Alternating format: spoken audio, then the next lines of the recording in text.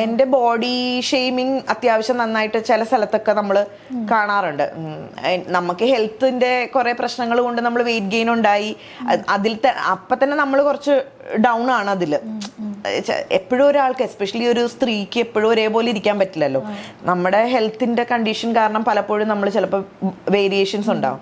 അപ്പൊ ഇപ്പം ഞാൻ കുറച്ച് വെയിറ്റ് ഗെയിൻ ചെയ്തിരിക്കുന്ന സമയത്ത് ചില വീഡിയോസിന്റെ അടിയിലൊക്കെ കമന്റ്സ്, അതും ചിലർ ഭയങ്കര വൾഗറായിട്ടൊക്കെ കമന്റ് ഇടും. അത് അറിയാലോ, ഞാൻ പറയണ്ടല്ലോ. അത് കാണുമ്പോൾ നമുക്ക് ഭയങ്കര, ഇത്രയും നീറ്റായിട്ട് ഇത്രയും വൃത്തിക്ക് ഡ്രസ്സ് ചെയ്തിട്ട് പോലും എന്താണ് ആളുകൾ ഇങ്ങനെ എന്നുള്ള. അപ്പം എൻ്റെ അടുത്ത് എനിക്കത് ഭയങ്കര വിഷമം തോന്നുമ്പോൾ എന്നെ അറിയാവുന്നവരൊക്കെ പറയും, നിനക്കറിയാലോ നീ എന്താന്ന്, നമുക്കും അറിയാം, പറയണവർ പറയട്ടെ, ഇവർക്ക് ഇതാണെന്നൊക്കെ പറഞ്ഞ് ഇവർ പറയും. ബട്ട് സ്റ്റിൽ നമ്മൾ ആലോചിക്കും, സോഷ്യൽ മീഡിയ എന്താ ഇങ്ങനെ എന്നുള്ളൊരു സാധനം നമ്മുടെ മനസ്സിലേക്ക് വരാം.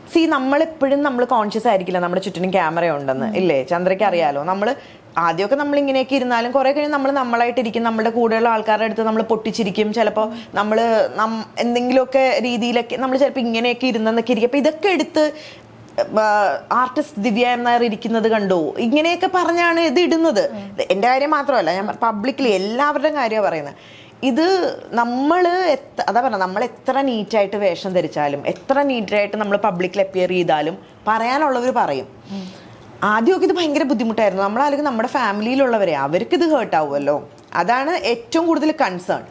പിന്നെ ഫാമിലിയിലുള്ളവർ ഇങ്ങോട്ട് പറയാൻ തുടങ്ങിയാൽ പോകാൻ പറ, നമുക്കറിയാലോ എന്ന് പറയുമ്പോൾ ഒരു ഭയങ്കര ആശ്വാസം. ഇതിനൊക്കെ ഒരു കൺട്രോൾ ഇല്ല ചന്ദ്ര, നമുക്ക് പിടിച്ചു നിർത്താൻ പറ്റില്ലല്ലോ. ഇത് ആളുകൾ പറയുന്നത് ഭ്രാന്തന്മാരാണെന്നങ്ങ് വിചാരിച്ചങ്ങ് കളയുക, അത്രേ ഉള്ളൂ, ഒഴിവാക്കി അതേ പറ്റുള്ളൂ. പിന്നെ എന്നെ അറിയാവുന്നവർക്ക് അറിയാം ഞാൻ എന്താണ്. അപ്പൊ പിന്നെ അത് അങ്ങനെ തന്നെ ഇരിക്കട്ടെ എന്ന് വിചാരിച്ചു.